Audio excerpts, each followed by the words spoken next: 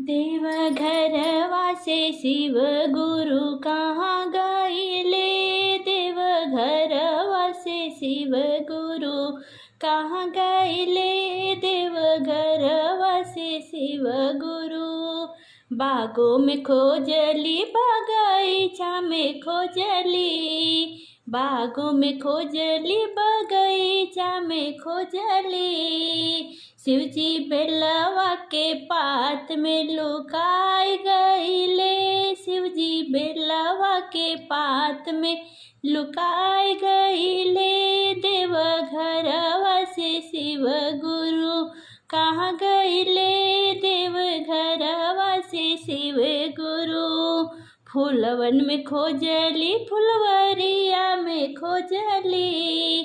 फूलवन में खोजली फुलवरिया में खोजली।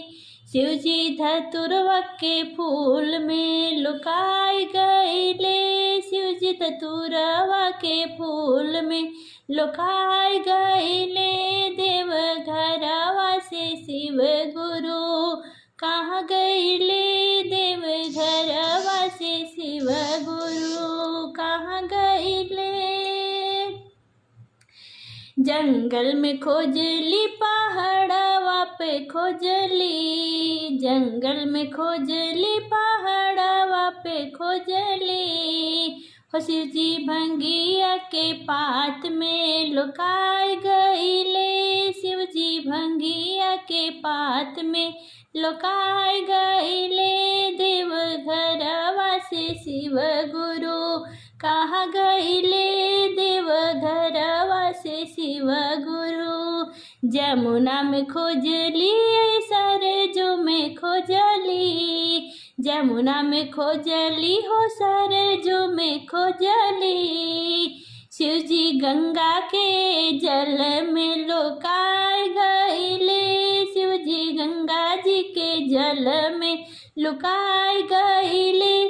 देवघरवा से शिव गुरु कहाँ गइले। देवघरवा से शिव गुरु कहाँ गइले। गोकुल में खोजली हो मथुरा में खोजली। गोकुल में खोजली हो मथुरा में खोजली। शिवजी काशी नगरिया में लुकाई गइले। शिवजी काशी नगरिया लुकाई गइले। देवघरवा से शिव गुरु कहाँ गइले। देवघरवा से शिव गुरु कहाँ गइले।